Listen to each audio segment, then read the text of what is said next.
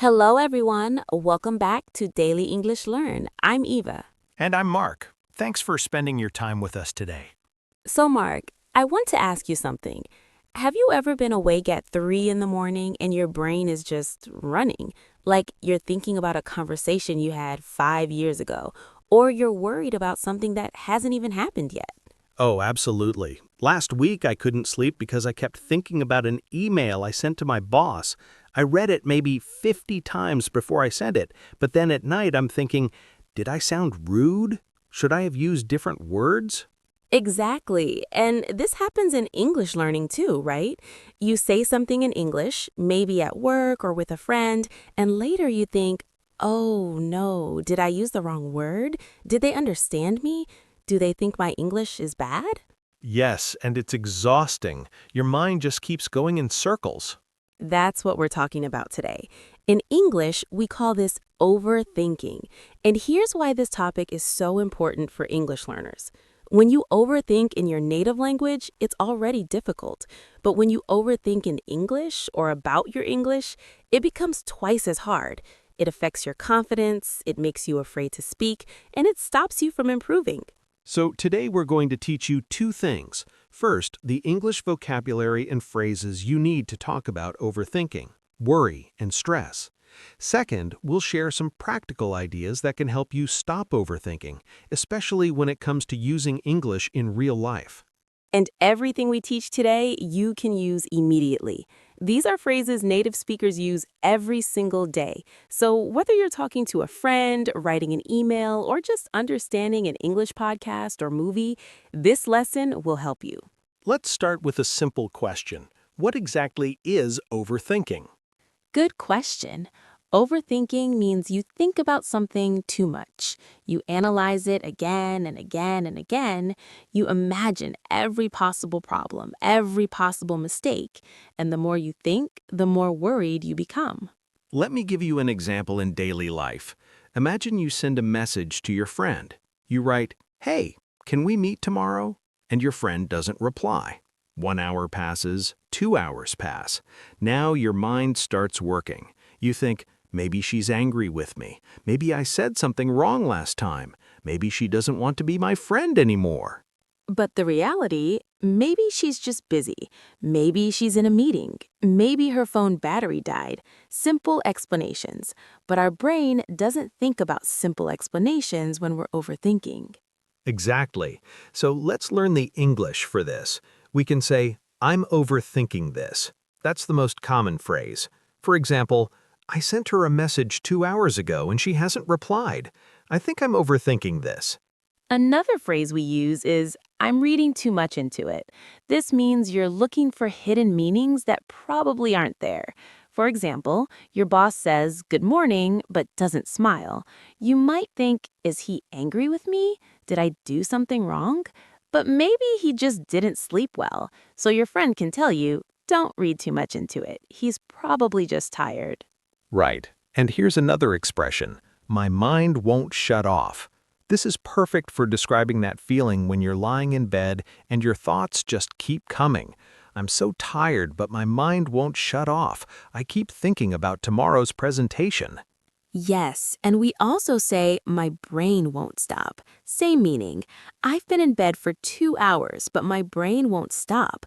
I keep replaying that conversation in my head. Notice the phrase replaying in my head. This is very natural. When you keep thinking about something that already happened, especially a conversation or a moment, we say you're replaying it, like watching a video again and again. Exactly. I can't stop replaying that meeting in my head. I think I said something stupid. This is such a common feeling, especially for English learners. You finish a conversation in English, and then you replay every sentence, thinking about your mistakes. And this brings us to a really important point for learners. Overthinking your English is one of the biggest obstacles to fluency. Let me explain why. Please do. When you speak English and then spend hours thinking, did I use the right tense? Did I pronounce that word correctly? Did they understand me? You're creating fear, and fear stops you from practicing. The next time you have a chance to speak English, You might avoid it because you're worried about making mistakes again. This is so true. I've talked to thousands of English learners, and so many of them tell me I understand English well. I can read, I can listen, but I'm too nervous to speak. And when I ask why, the answer is usually overthinking. They're thinking about grammar rules, vocabulary, pronunciation, everything at the same time. But here's what native speakers want you to know. When you speak English, we're not analyzing your grammar. We're not counting your mistakes. We're just trying to understand your message. Communication is the goal, not perfection. Absolutely. So let's learn some English phrases that can help you express these feelings when you're nervous about speaking. First, I'm worried I'll make a mistake. Very simple, very clear. I want to speak English more, but I'm worried I'll make a mistake. Another one is, I'm afraid people will judge me. To judge someone means to form an opinion about them, usually a negative opinion. I don't like speaking English in public because I'm afraid people will judge my accent. And here's a phrase that's very honest and vulnerable. I'm scared I won't be understood. When you say this, you're expressing a deep fear that many learners have. Sometimes I avoid speaking English because I'm scared I won't be understood. Now, let's talk about some English expressions that describe what overthinking feels like. One phrase I love is going in circles. When your thoughts go in circles, it means you keep thinking about the same thing repeatedly without finding a solution. Yes, like walking in a circle. You move, but you never get anywhere. I've been going in circles all morning, thinking about that email. I still don't know what to write. Another expression is stuck in my head. When something is stuck in your head, you cannot stop thinking about it. That mistake I made in the meeting yesterday is stuck in my head. I keep thinking about it. We also say, I can't let it go. To let something go means to stop thinking about it, to stop holding on to it mentally. I know it was just a small mistake, but I can't let it go. And here's a phrase that describes the physical feeling of overthinking. My mind is racing.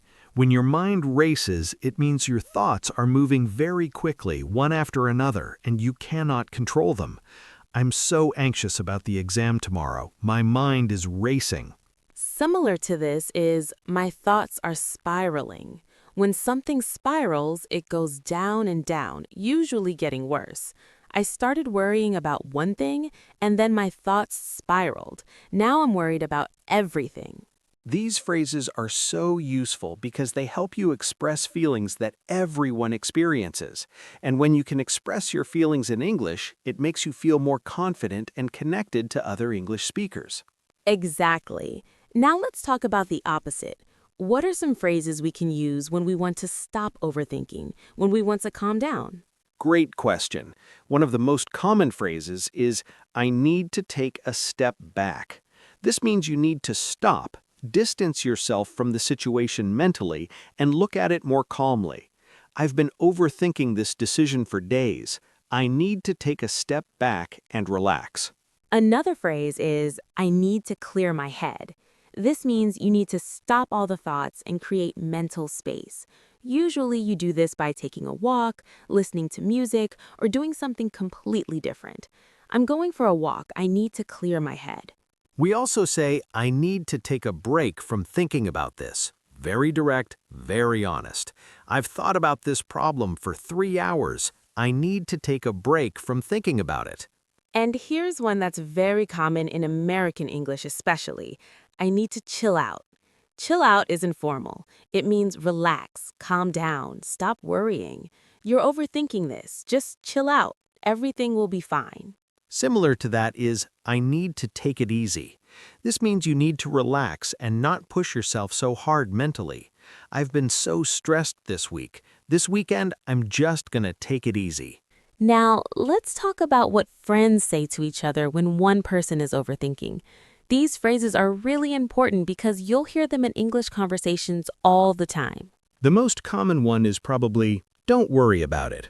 Simple, direct, comforting. Your friend tells you about a mistake, and you say, don't worry about it. It's not a big deal. It's not a big deal is another essential phrase. It means the problem is small, not important. I sent the email with a small grammar mistake. Don't worry, it's not a big deal. Everyone makes small mistakes. Another phrase is, you're overthinking it. Direct way to tell someone they're thinking too much. I think everyone at the party thought my English was terrible. You're overthinking it. I'm sure nobody noticed. And here's a really kind, supportive phrase.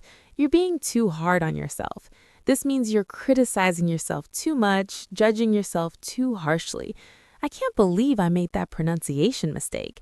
Hey, you're being too hard on yourself. Your English is really good.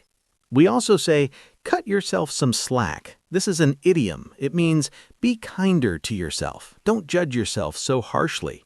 I made so many mistakes today. Cut yourself some slack. You're learning a new language. Mistakes are normal. These phrases show kindness and understanding, and this is exactly the attitude you should have toward yourself when learning English. Absolutely. Now, let's talk about one more important area. What phrases do we use when we're trying to make a decision, but we're overthinking it? Oh, this is so common. One phrase is, I keep going back and forth. This means you change your mind repeatedly. First you think one thing, then you think another thing, then you go back to the first thing. I keep going back and forth about which job offer to accept. Another expression is, I'm second-guessing myself. To second-guess means to doubt your own decisions or judgment after you've already made them. I chose the answer, but now I'm second-guessing myself. Should I change it?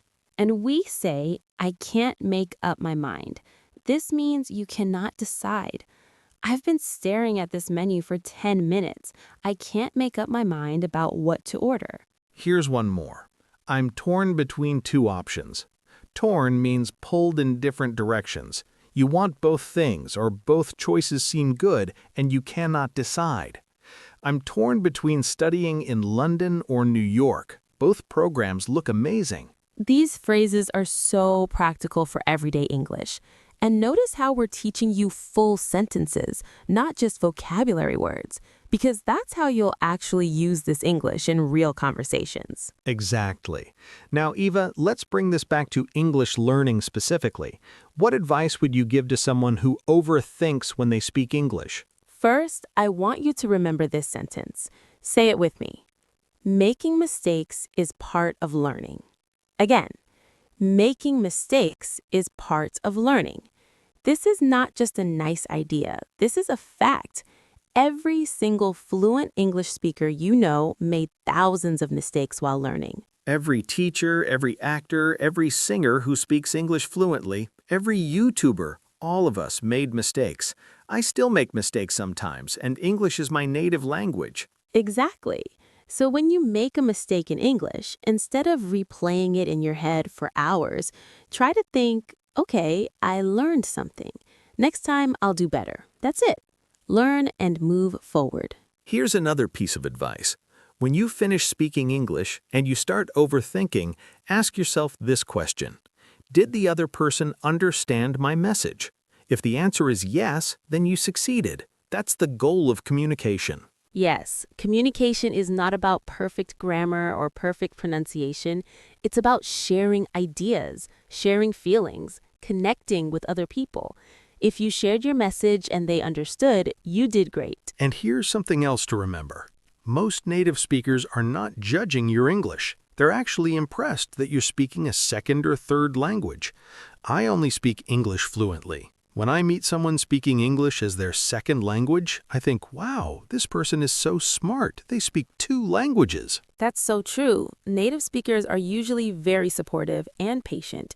And if they correct you, it's because they want to help, not because they're judging you. So let's practice some confidence-building phrases you can say to yourself. First, I'm doing my best, and that's enough. Say it again. I'm doing my best, and that's enough. Another one. Progress, not perfection. This means you should focus on improving, not on being perfect. Progress, not perfection. And here's one more. Every conversation is practice. Whether it goes well or not, you're practicing, you're learning. Every conversation is practice. Beautiful. Now, before we finish, let's do a quick summary of the most important phrases we learned today. Mark, can you start? Sure, we learned, I'm overthinking this, for when you're thinking too much. My mind won't shut off, for when you can't stop thinking. I'm reading too much into it, for when you're looking for meanings that aren't there. I need to take a step back when you want to calm down and get perspective. And we learned don't worry about it, and it's not a big deal for comforting someone. You're being too hard on yourself, and cut yourself some slack for when someone is judging themselves too harshly. I'm second-guessing myself for doubting your decisions, and I keep going back and forth for when you can't decide. All of these phrases are used by native speakers every single day. Practice them. Use them in your conversations. Write them in your notebook. And remember, overthinking happens to everyone. It's completely normal. The goal is not to never overthink. The goal is to recognize when you're doing it and gently guide yourself back to the present moment. And when it comes to English learning, be kind to yourself. Speak, make mistakes, learn, and speak again. That's the process. That's how you become fluent. Thank you so much for learning with us today on Daily English Learn. We hope this lesson helped you understand not just the English phrases, but also how to be more confident and less anxious when speaking English. If you enjoyed this episode, make sure you subscribe and listen to our other lessons. We're here every week to help you improve your English in a practical, friendly way. And remember, you're not alone in this journey. Millions of people are learning English right now, feeling the same feelings you feel.